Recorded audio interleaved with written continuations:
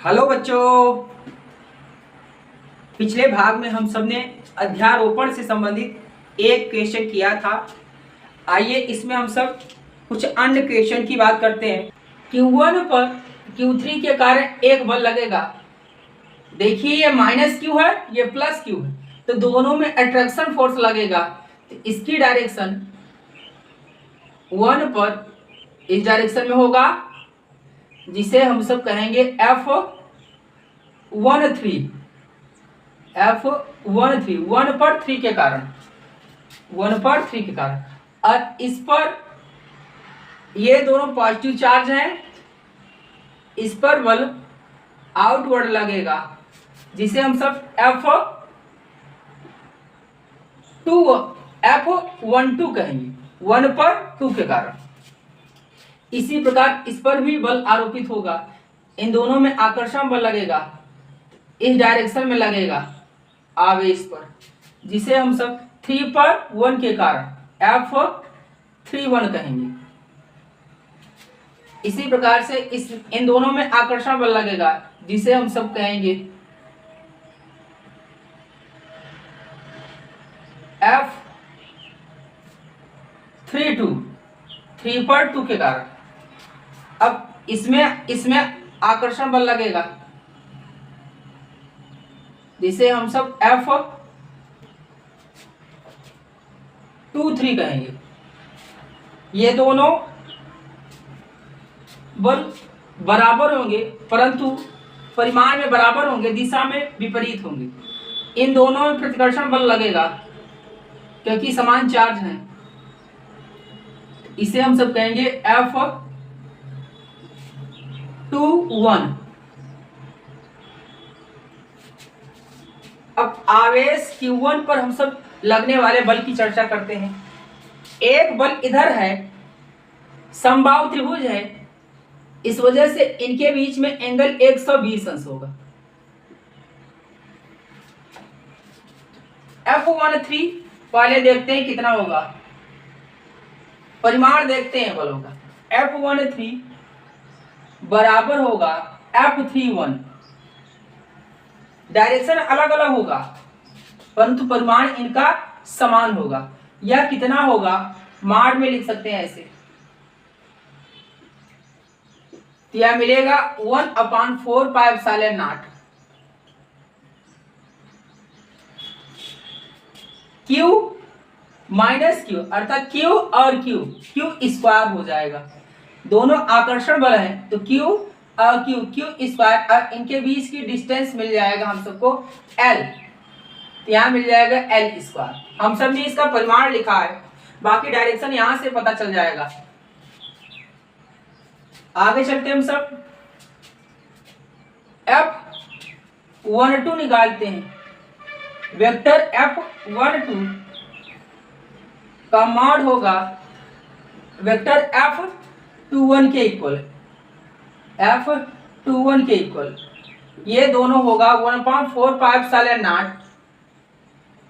Q में Q का गुणा कर देंगे, Q square L square.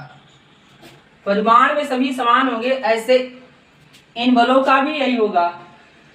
Mod of vector F23 बराबर होगा वेक्टर F32। इसका मान भी यही आएगा 1/4 pi epsilon not. Q square और इनके बीच की दूरी L स्क्वायर। ये तो इनके परिमाण हो गए, डायरेक्शन यहां से पता चलेगा। तो यहां से हम सब एक आवेश पर दो बल आरोपित हो रहे हैं, तो Q1 पर लगने वाला कुल वैद्युत बल A पर उपस्थित Q1 पर लगने वाला वैद्युत बल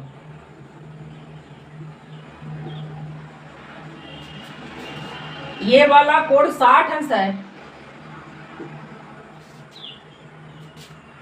ये वाला कोण 120 अंश होगा। ये एक सरल रेखा है, यह एक सरल रेखा है, तो ये 60 है तो 120 होगा। दोनों का योगफल 180 अंश होना चाहिए। तो वैद्युत बल वेक्टर F बराबर मिलेगा, F1 कह देते हैं। तो ये आएगा, इन दोनों का सदिश योग होगा अध्यारोपण के सिद्धांत से। तो ये आएगा वेक्टर F12 प्लस वेक्टर 13।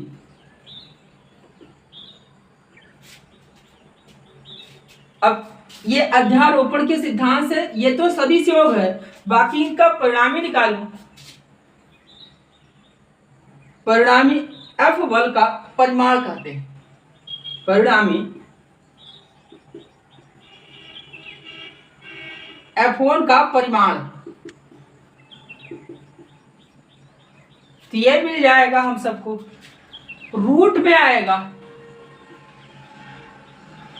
कल हम सब बात किए थे, दो बल हो F1 और यदि P और Q दो बल आरोपित हो, P और Q, ये P हो और ये Q, दो बल या दो वेक्टर हो, तो उन वेक्टर के बीच में एक थीटा कोण बन रहा हो, तो परिणामी सदिश R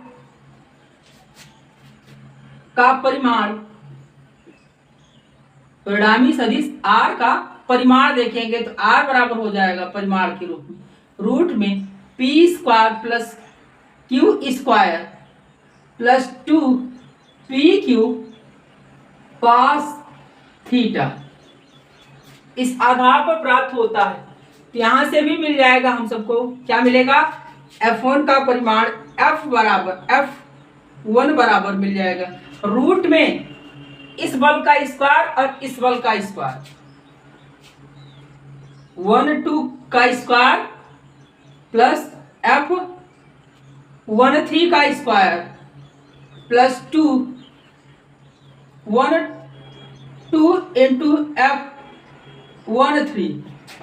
अब cos 120 अंश, cos 120 अंश, तो यहां से प्राप्त होगा हम सबको, ये सब बल बराबर है, तो इसी को हम सब F लिख देते हैं, इसी को लिख देते हैं F, या F लिख देते हैं, बल F। तो सबके स्थान पे हम सबने लिख दिया F1 बल मिला हम सबको रूट में F square plus F square plus 2F square cos 120 अंश का मान हम सब प्राप्त किए थे। cos 120 अंश का मान cos 180 माइनस 60 लिख सकते हैं इसको, द्वितीय चतुर्थांश में तो माइनस होगा cos 60। अब cos 60 की वैल्यू 1/2 होता है, तो ये मिल जाएगा -1/2, तो यहाँ आ जाएगा -1/2, -1/2। ये इससे कट जाएगा, बचेगा क्या, ये मिल जाएगा F square plus F square minus F square. ये इससे गया, बचा कितना, ये बचा सिर्फ ये F स्क्वायर रूट में F स्क्वायर, रूट में F स्क्वायर को हम सब लिख सकते हैं F। इसका इन दोनों का परिणामी बल F होगा। अब ये पास कहां से करेगा, तो किसी एक बल से हम सब परिणामी बल F की चर्चा करें, तो इसे मान लेते हैं, इसके इधर से यह थीटा कोण बना रहा, यह थीटा कोण बना रहा, ये मानते हैं, यहां से यहां तक थीटा मान लीजिए, अल्फा मान लेते हैं, 1 2 से अल्फा कोण बना रहा, 1 2 से अल्फा कोण बना रहा। अब यहां से जैसे P से ये अल्फा कोण बनाए, इस परिणामी बल की दिशा हो जाएगा tan थीटा tan अल्फा बराबर, तो ये प्राप्त होगा P sin थीटा, ये हो जाएगा Q sin थीटा बटे P plus Q cos theta. जिससे एंगल पूछे, ध्यान से समझिए इसको, जिसके साथ परिणामी बल का कोण पूछे उसको हम सब यहां रखते हैं, बाकी दूसरा वाले के साथ क्यू साइन थीटा ऊपर रख देते हैं, क्यू कॉस थीटा नीचे रख देते हैं, तो हम सबको मिल जाता है इस एंगल का मान मिल जाता है। तो यहां भी यही करते हैं, इसके साथ हम सब ने अल्फा माना है, तो यहां मिल जाएगा tan अल्फा इक्वल टू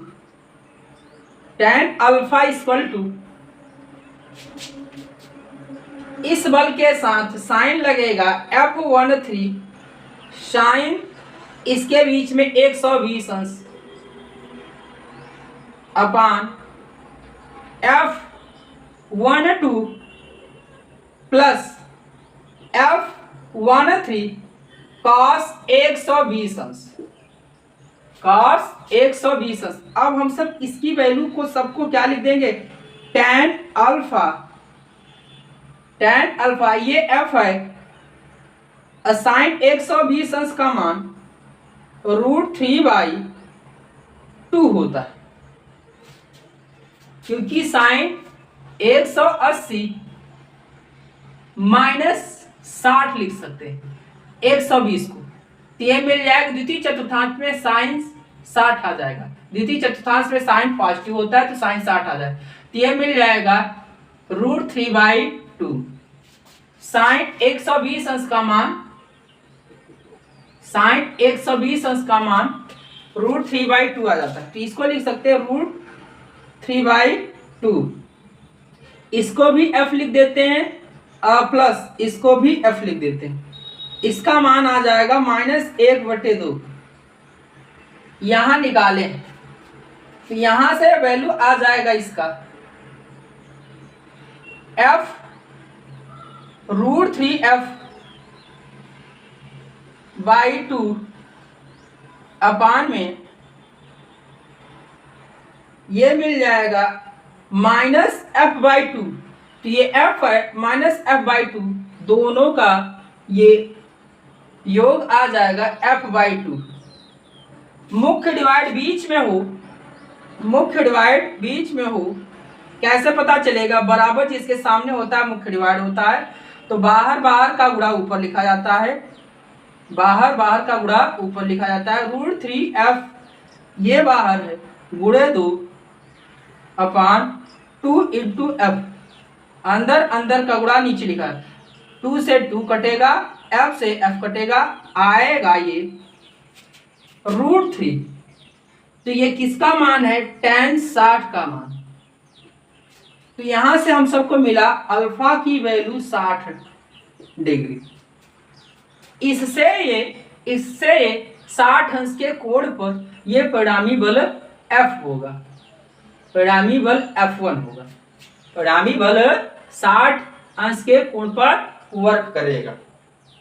इसको हम सब इस तरह से भी देख सकते हैं, ये बल भी F है, ये भी बल F है, तो परिणामी बल इसके मध्य से होकर जाएगा, ये भी बल F, इसका परिमाण जो है F है, इसका भी परिमाण F है, तो दोनों के बीच में 120 अंश का कोण है, तो इनका परिणामी इसके मध्य से होकर जाएगा, जो इससे भी उतना ही एंगल बनाएगा, इससे भी उतना एंगल बनाएगा, अर्थात कितना हो जाएगा, 60 अंश होकर जाएगा, ये इधर साइड जाएगा।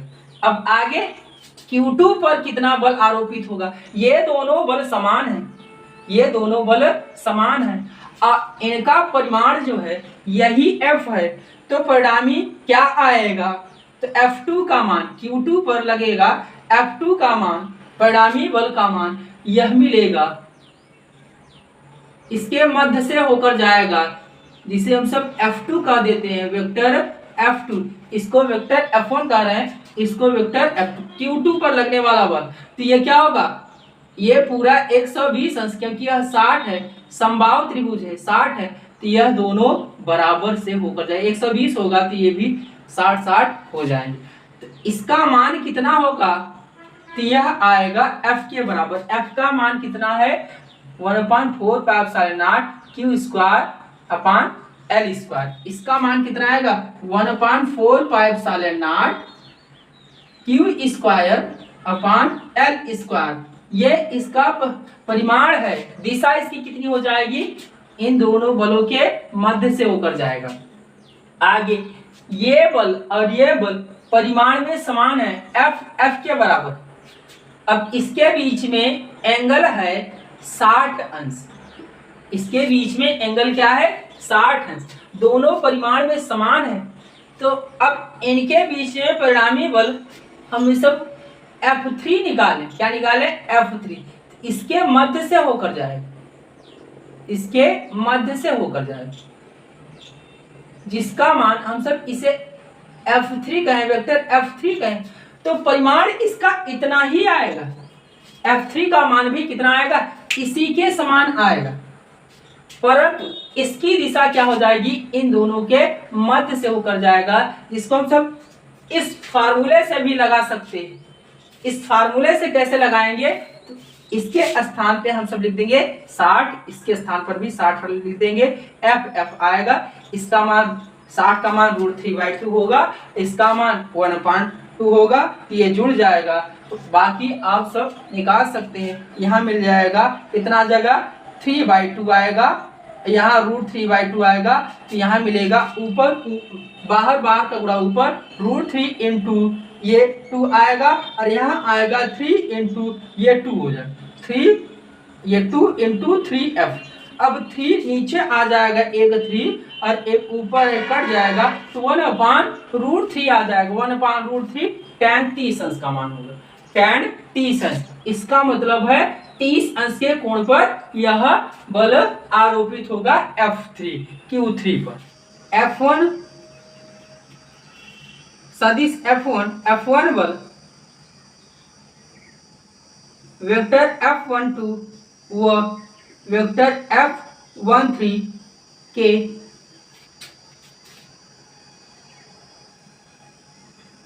कोण समद्विभाजक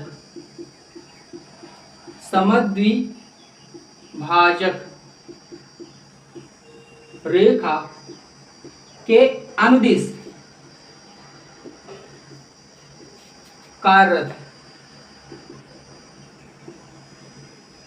यहां से हम सब कोण समद्विभाजक रेखा ऐसे ड्रॉ कर दें, इसके अनुदिश ये वर्क कर रहा है, इसको कुछ भी लिख दीजिए, मान लीजिए डी कह दें, तो ए से डी की ओर रेखा यहां लिख दीजिए एडी के अनुदिश, एडी के अनुदिश कार्यरत, जिसका परिमाण F1 बराबर 1.45 Q² अपान L² होगा। इसी प्रकार हम सबको मिलेगा ये F2 किसके F23 व F21 के कोण समद्विभाजक रेखा, इसको लिख सकते हैं E, BE के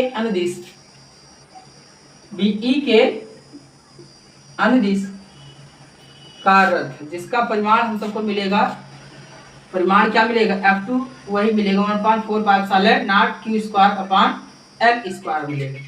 इसी तरीके से F3 मिलेगा हम सबको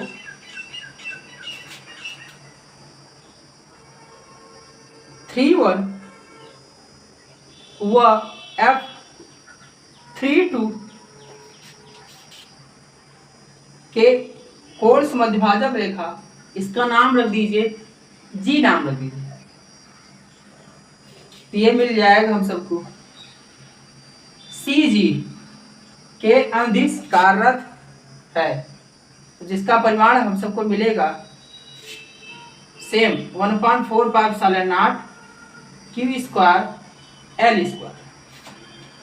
अब इस संपूर्ण निकाय पर हम सब कुल बल देखें, कुल वैद्युत बल की गणना करें, तो ये एक बिंदु की तरह व्यवहार करेगा, तो यहां आप सबको मिल जाएगा,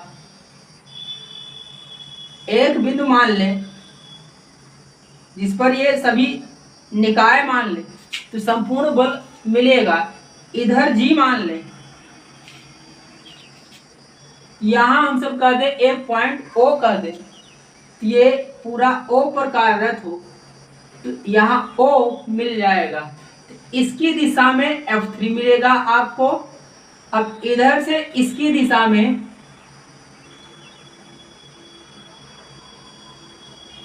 F3 मिलेगा, F2 मिलेगा, और यह है E। इसी तरह से इसकी दिशा में मिल जाएगा F12। अब यह 60 है, यह 60 है, तो ये मिल जाएगा 120 अंश के कोण पर, यह भी रहेगा 120 अंश के कोण पर, यह भी 120 अंश के कोण पर, यह भी 120 अंश के कोण पर। तो संपूर्ण निकाय पर कार्यरत संपूर्ण बल क्या मिल जाएगा? संपूर्ण बल संपूर्ण निकाय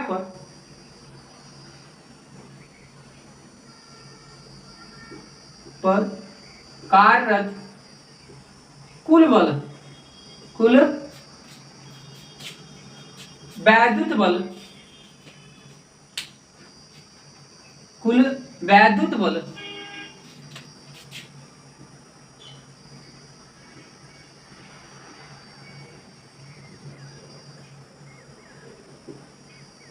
vector F1 plus vector F2 plus vector F3, अर्थात क्या आ जाएगा सर? कल इसकी चर्चा किए थे, ये 0 आ जाएगा। O पर C के कारण लगने वाला बल, दोनों समान चार्ज में है, तो ये इस साइड में होगा, जिसे हम सब FO पर C के कारण लगने वाला बल FOC कहेंगे। FOC का मान है। अब O पर एक कारण लगने वाला बल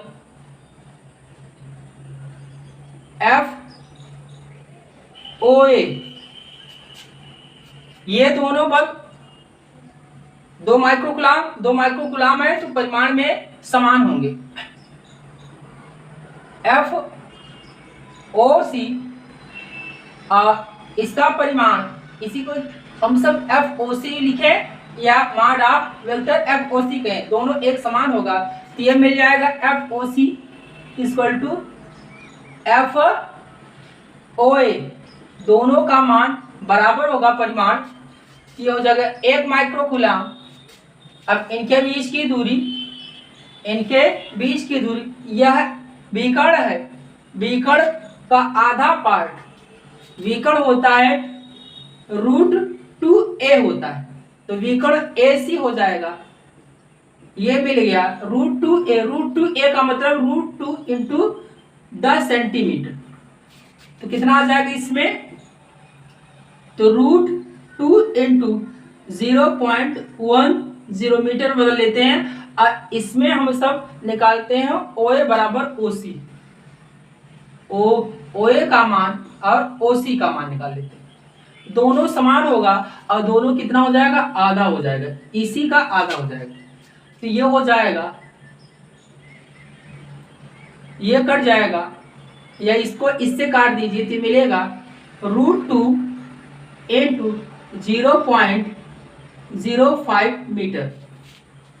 ये हम सबको इसकी लंबाई मिल गई, इसी तरह से इसकी भी लंबाई मिल जाएगी, इसकी भी लंबाई मिल जाएगी, सेम होगा। OD बराबर क्या मिल जाएगा? OB, इसका भी मान यही आएगा √2 इंटू 0.05 मीटर।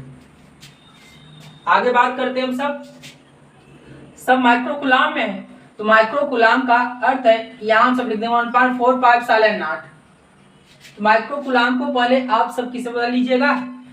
कूलाम में, तो 10 की पावर में -6 1 माइक्रोकूलाम हो गया। अब इस पर कितना लगेगा?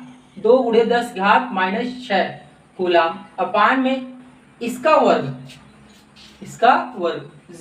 √2 इंटू 0.05 का स्क्वायर, इसी को सॉल्व करने की आवश्यकता नहीं, इसे हम सब मान लेते हैं, कितना मान लेते हैं, एफ मान लेते हैं।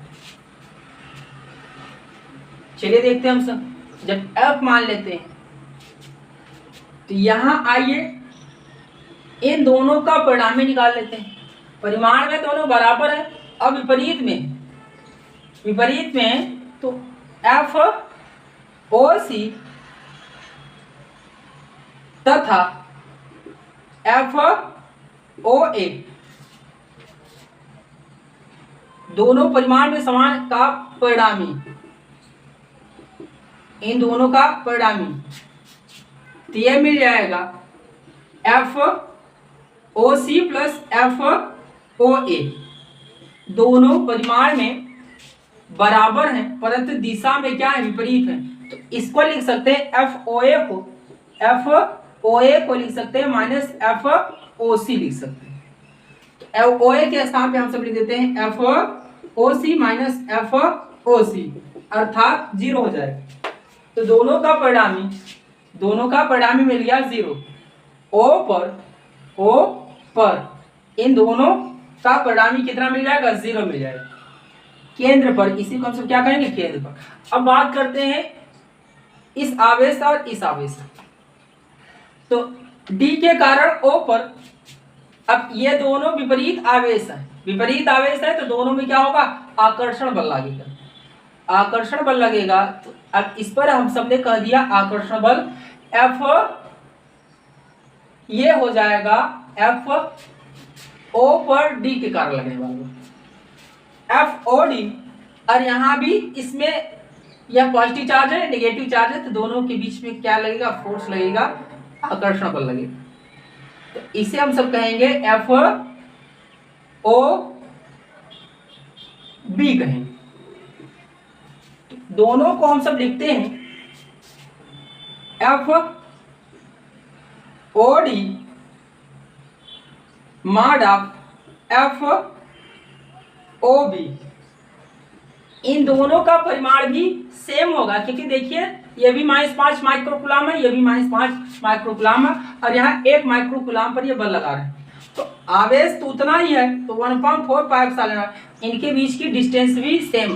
तो यहाँ मिल जाएगा 1.45 10 की पावर है -6 और मिल जाएगा 5 into 10 to the power -6। देखिए इसमें इसको रखने की, माइनस रखने की आवश्यकता नहीं, क्योंकि इसकी डायरेक्शन हम सबने बता दिया, इस डायरेक्शन, तो माइनस लेने की आवश्यकता नहीं। इसकी भी डायरेक्शन मैंने बता दिया, तो माइनस लेने की आवश्यकता इसमें नहीं है। तो कितना आ जाएगा, और नीचे आ जाएगा √2 into 0.05 का स्क्वायर। तो यहाँ मिल जाएगा हम सबको। इस बल को हम सब एक अन्य बल से कह देते हैं एफ डैश। क्या कह देते हैं, एफ डैश। अब इन दोनों, क्योंकि ये परिमाण और ये परिमाण दोनों अलग अलग है, इसलिए अलग अलग माने, दोनों का बराबर है परिमाण। अब इनकी दिशा देखिए, इनकी दिशा अलग अलग है। परिमाण में दोनों समान है परंतु दिशा में क्या है, ये विपरीत है। दिशा में विपरीत है तो O पर एफ ओ डी तथा एफ ओ बी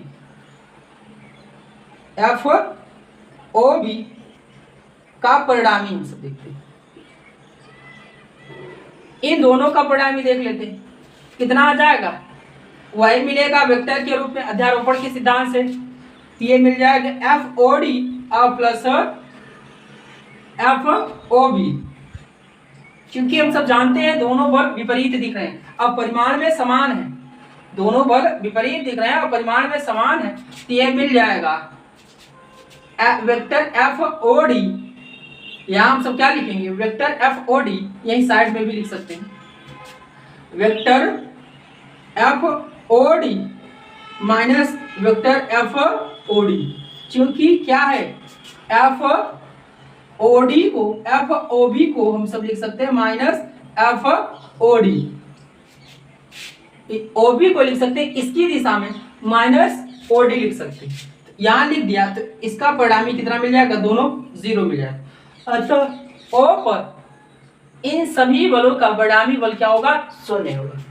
तो सब लास्ट में लिख देंगे, अतः सभी सभी आवेशों के कारण, आवेशों के कारण केंद्र O पर, केंद्र O पर परिणामी बल, परिणामी बल 0 होगा। O पर, केंद्र O पर परिणामी वैद्युत बल, परिणामी वैद्युत बल कितना होगा? 0। जब 0 होगा तो इसकी कोई दिशा नहीं होगी। इस तरह से हम सब ज्ञात कर सकते हैं। इसमें से कोई एक आवेश बदल जाए तो कुछ न कुछ इसमें वैल्यू प्राप्त होगा। तब हम सबको क्या करना पड़ेगा? दो दो बल को, या तो हम सब करेंगे क्या, तब उसमें 36 घटक था, ऊर्ध्व घटक निकाल करके तो सॉल्व करेंगे। बराबर ओडी होगा, OA बराबर OB बराबर OC बराबर OD होगा। क्योंकि हम सब जानते हैं या किसके बराबर होगा? AC/2, AC/2 कह देंगे। AC का मान कितना है? ये पाइथागोरस प्रमेय से, बोधायन प्रमेय से हम सब निकाल लेंगे। √2 और √2 का स्क्वायर प्लस √2 का स्क्वायर आ जाएगा √4 कितना आ जाएगा? 2 आ जाएगा। √4 का मतलब 2/2 अर्थात 1 सेंटीमीटर, 2/2 अर्थात 1 सेंटीमीटर हम सबको मिल जाएगा। 1 सेंटीमीटर आ जाए। 1 सेंटीमीटर को हम सब उसे बदल लेंगे तो कितना आ जाएगा? 10⁻² मीटर आ जाएगा। अब बाकी ये आवेश है, इन आवेशों को हम सब क्या कर लेंगे? अलग अलग प्रकार से पावर के रूप में लिख देंगे। अब यहाँ पॉजिटिव चार्ज है, यहाँ भी पॉजिटिव चार्ज है। डी के कारण O पर एक बल आरोपित होगा। ये क्या होगा? इसको दूर भगाएगा, अर्थात इस डायरेक्शन में होगा। तो ये हम सब कहेंगे FOD आएगा, O पर D के कारण। अब इसमें माइनस चार्ज है तो एक प्लस चार्ज है, तो प्लस चार्ज को ये क्या करेगा? अपनी ओर खींचेगा। तो ये मिल जाएगा। इसी के डायरेक्शन में एक और बल आरोपित तो फोर्स लगेगा, जिसे हम सब क्या नाम देंगे? FOB कहेंगे। उसके पश्चात इसी O पर 3 माइक्रोकूलाम के कारण एक बल आरोपित होगा, जो किधर होगा? इस डायरेक्शन में। इसको क्या करेगा? इसमें प्रतिकर्षण बल कार्य करेगा, तो ये इस साइड में लगेगा, जिसको हम सब क्या कर देंगे? FOC कहेंगे। अब A के कारण O पर यह भी 1 माइक्रोकूलाम, यह भी 1 माइक्रोकूलाम है, तो ये इसको क्या करेगा? निर्घर्षित करेगा। तो इसका मान मिल जाएगा FOA। तो कुल बल हम सबको मिल गया है, तो सबकी वैल्यू निकाल लेते हैं। FOA का मान निकालते हैं। FOA बराबर निकाल लेते हैं 1/, इसमें हम सब करते क्या है? मॉडुलस फंक्शन, अर्थात इसका जो है परिमाण निकालते हैं। 1/4 साले 0, ये मिलेगा 1/10⁻⁻6 इंटू 10⁻⁻6 अपान में कितना आ जाएगा? 10⁻⁻2।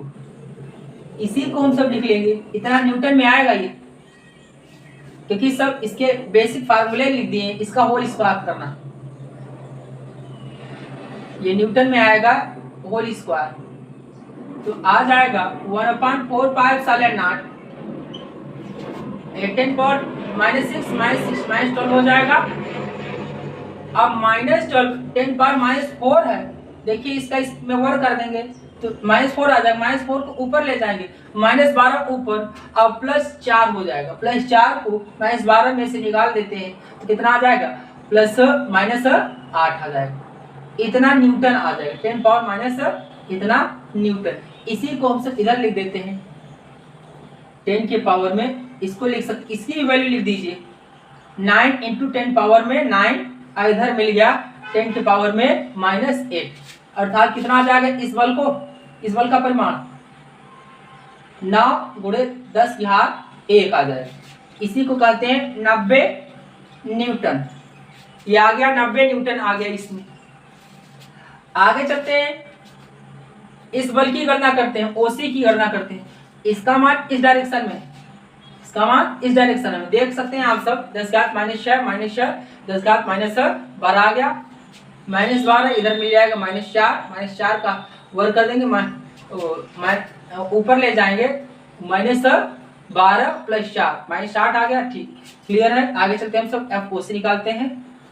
एफ ओ सी आ जाएगा,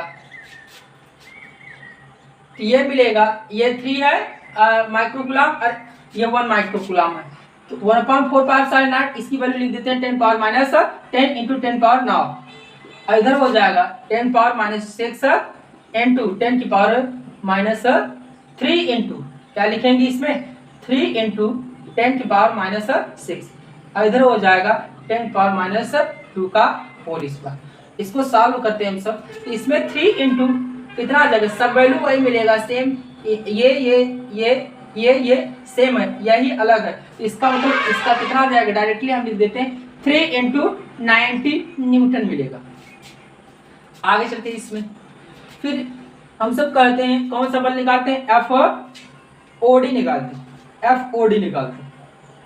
एफ ओ डी निकालिए, यह मिल जाएगा वही 1.45 9 इंटू 10 पावर 9 इंटू, अब इसमें इसकी वैल्यू 2 माइक्रोकुलाम है, ओडी निकाल रहे हैं, ठीक, इस डायरेक्शन में है, तो इधर हो जाएगा 2 इंटू क्या मिलेगा 2 इंटू 10 की पावर -6, और इधर 1 माइक्रोकुलाम है 10 पावर -6 अपान में 10 की पावर -2 का होल स्क्वायर, क्योंकि इनके बीच की दूरी यही है, सेम है। इसमें सब कुछ वही मिला है, देखिए ये वही मिला है, तो हम सबको 2 एक्स्ट्रा मिला है, तो 2 इंटू 90 न्यूटन मिलेगा। आगे फिर देखते हैं इसका और इसके बीच में लगने वाले जो एफ ओ बी बल को निकालते हैं, वेक्टर एफ ओ बी निकालते हैं, वही मिलेगा फिर से 9 इंटू 10 पावर 9 1.45 की वैल्यू है। अब बाकी 1 माइक्रोकुलाम है, तो 1 माइक्रोकुलाम का 10 घात -6 और -4 माइक्रोकुलाम का लिख देंगे 4 इंटू 10 पावर -6 अपान में कितना लिख देंगे 10 पावर -2 का होल स्क्वायर, तो यहाँ से कितना आ जाएगा, सब कुछ वैल्यू वही मिल रहा है, यही एक्स्ट्रा मिल जा रहा है, तो 4 इंटू 90 न्यूटन मिल जाएगा। आइए अब हम सब परिणामी बल की चर्चा करते हैं।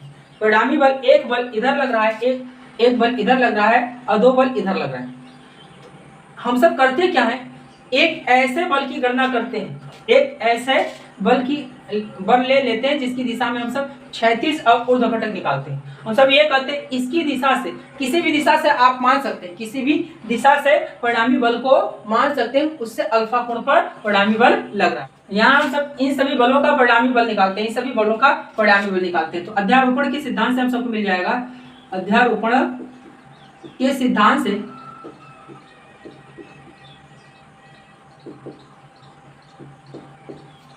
प्रिंसिपल ऑफ सुपरपोजिशन से हम सब देखते हैं, तो हम सबको मिलेगा क्या, परिणामी बल O पर कुल परिणामी बल, O पर कुल परिणामी बल, O पर कुल परिणामी बल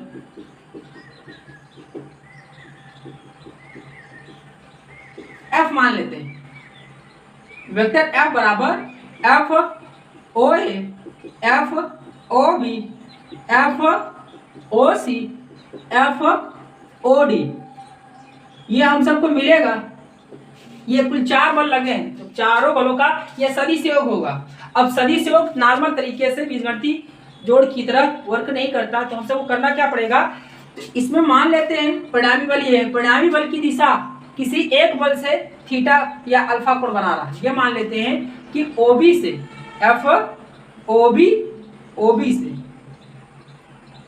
FOB से परिणामी बल F अल्फा कोण बनाता है, इतना हम सब लिख लेंगे, अल्फा कोण बना रहा है। इसका मतलब हम सब यह मान लेते हैं इस साइड में यह कितना बना रहा है, अल्फा कोण बना रहा है।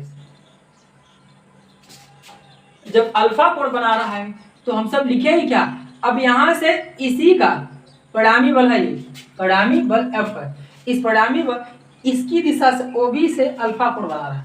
अल्फा कोण देखिए, खूब ध्यान से देखिए, यह एक समतलीय, चारों जो बल है समतलीय हो, तभी इसके हम सब इस परिणामी बल को इस नियम से ज्ञात कर पाएंगे। इसके लिए हम सब करें क्या, पहले इसका क्षैतिज घटक निकालें, F का क्षैतिज घटक, इसी परिणामी बल का क्षैतिज घटक इसी की दिशा में वर्क करेगा, इसका ऊर्ध्व घटक इसकी दिशा में वर्क करेगा, इसका ऊर्ध्व घटक इसकी दिशा में काम करेगा, इसका क्षैतिज घटक इस OB की दिशा में काम करेगा। तो F का वेक्टर F का क्षैतिज घटक, क्षैतिज घटक, अब क्षैतिज घटक कितना मिलेगा, F cos थीटा मिलेगा, F cos अल्फा मिलेगा, थीटा नहीं, इसका क्षैतिज घटक क्या मिल जाएगा, F cos थीटा। यदि कोई भी, यदि यहां देख लेते हैं हम सब, एक ऐसा बल हो, ठीक, जो एक ऐसा बल Q हो और यह P हो, अब यह थीटा या अल्फा हो, तो इसकी दिशा में हम सब कहेंगे, इसकी दिशा में, P की दिशा में इसका क्षैतिज घटक क्या मिल जाएगा, Q cos अल्फा होगा। अब इसके ऊर्ध्व दिशा में इसका घटक कितना हो जाएगा, Q sin थीटा, जो इसकी दिशा में है, इससे इसके साथ एंगल बना रहा है, इसकी दिशा में इसका क्षैतिज घटक कहलाएगा Q cos अल्फा, इसके लंबवत 90 अंश की दिशा में ये मिल जाएगा Q sin थीटा। आगे बात करते हैं, इसमें यह मिलेगा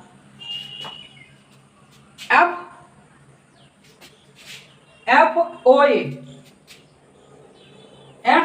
कितना एंगल बना रहा है, यह 90 अंश बना रहा है, तो cos 90 हो जाएगा,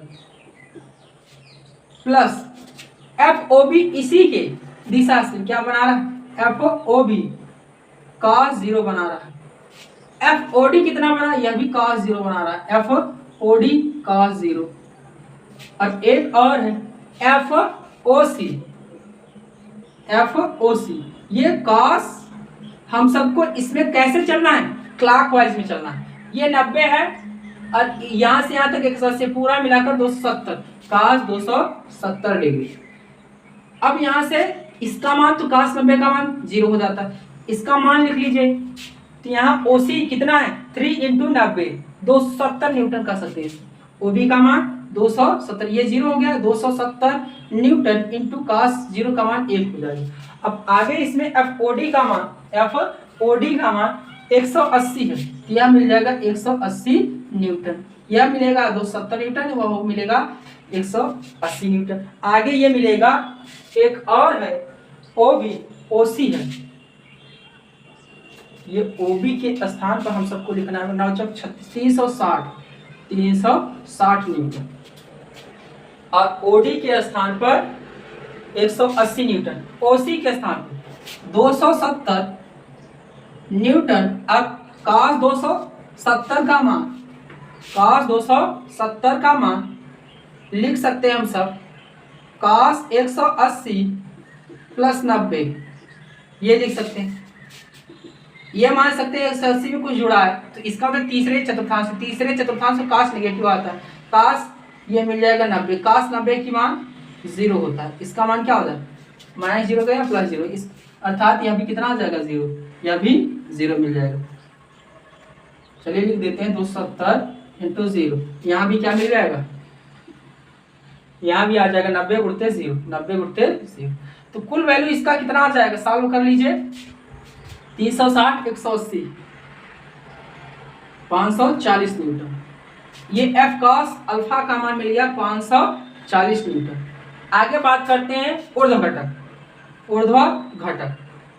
घटक का हम सब मान निकालेंगे, तो ये मिल जाएगा 540, ये मिलेगा F sin theta, F sin theta की F sin अल्फा मिलेगा, F sin अल्फा, इसका ऊर्ध्व घटक, इसी का ऊर्ध्व घटक किधर जाएगा, इस साइड में जाएगा, इसका ऊर्ध्व घटक, यही सब कुछ ऐसे ही रहेगा, बस साइन हो जाएगा, FOA sin 90, FOB sin 0, O B sine 0, आगे मिलेगा एफ ओ डी साइन 0 और एफ ओ सी साइन 270। अब सब वैल्यू हम सब निकालते हैं। इसका मान कितना है, ओ ए का मान 90 गुणते 1, 90 गुणते 1 ये मिलेगा। और इसका मान ओ बी का मान देखिए, यह साइन 0 है, साइन 0 का मान 0 हो जाएगा। ओ बी का मान कितना था 360 और गुणते 0, ऐसे मिलेगा 180 गुणते 0। अब प्लस 270, ये देखिए इसमें 270 है, साइन 270 का मान कितना मिलेगा -1, -1 मिलेगा। तो ओ सी का मान कितना था इसमें, ओ सी का मान 270 गुणते -1 यहाँ कितना आया इसमें 90 गुणे 1 और 270 घटा दीजिए, कितना आ जाएगा -180 न्यूटन, -180 न्यूटन इसमें प्राप्त हुआ। आइए देखते हैं हम सब परिणामी बल क्या मिल जाएगा। इस परिणामी बल का परिमाण निकालते हैं। परिणामी बल का परिमाण क्या हो जाएगा। परिमाण के लिए F हम सब लिखेंगे रूट में ऊर्ध्व घटक, क्षैतिज घटक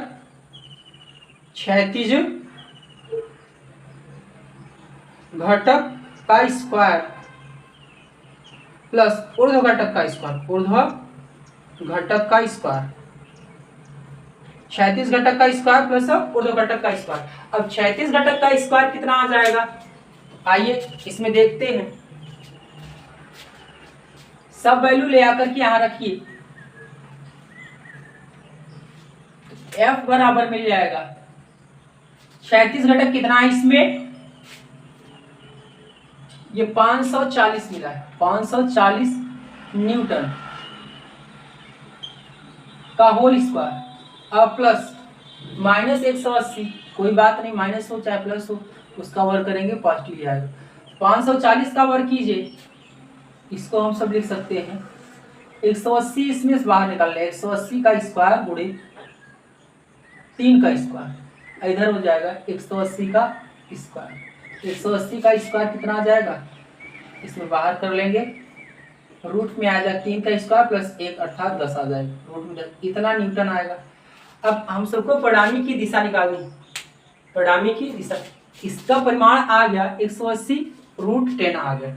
अब यहां से हम सब इसकी दिशा निकालेंगे, कितनी एंगल होगा इससे, इसके एंगल के लिए हम सब करना क्या पड़ेगा, tan लिखना पड़ेगा, tan। तो tan अल्फा इक्वल टू, अब इसी से एंगल देखेंगे, तो हम सबको लिखना क्या पड़ेगा, ऊर्ध्व घटक और क्षैतिज घटक और ऊर्ध्व दोनों का डिवाइड कर देते हैं। F cos theta, F sin theta, sin alpha है, F sin अल्फा बटे F cos अल्फा। तो दोनों घटकों का सब डिवाइड कर देते हैं। डिवाइड करने पर क्या मिल जाएगा हम सबको, 540 180 ऊपर 180 अपान में कितना आ जाएगा 540 न्यूटन, यह भी है न्यूटन, यह भी कट जाएगा, कितना आ जाएगा -1/3 न्यूटन नहीं आएगा, ये इनवर्स में आएगा। अल्फा का मान tan इनवर्स -1/3 का अर्थ क्या है कि ये इस दिशा में ना होकर के इस दिशा में वर्क करेगा, इसका डायरेक्शन इधर साइड में जाएगा, ठीक। इससे ये क्या बता रहा, माइनस बता रहा। माइनस का अर्थ क्या है, ये इधर वाले उसमें ये वर्क करेगा, tan इनवर्स 1/3। इस प्रकार से हम सब याद कर सकते हैं, इसका परिणामी हम सबको मिल जाएगा, इसी OB से बताया गया, OB से इसका एंगल बताया गया, अर्थात ये किस डायरेक्शन में वर्क करेगा, इधर। माइनस का मतलब इस डायरेक्शन, पॉजिटिव होता तो इस डायरेक्शन में सब का। इस प्रकार से हम सब ऊर्ध्व घटक और क्षैतिज घटक याद करके हम सब निकाल सकते हैं, उसका परिणामी किधर वर्क करेगा।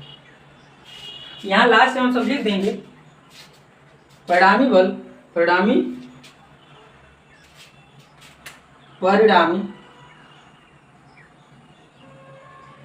बल F की दिशा, परिणामी बल F की दिशा FOB से tan इनवर्स 1/3 तथा परिमाण, यहाँ दिखाना पड़ेगा ये इसकी डायरेक्शन, तभी ये पता चलेगा कि ये उस दिशा में होकर किस दिशा में। परिमाण F बराबर 180√10 न्यूटन, इतना हम सबको मिल जाए।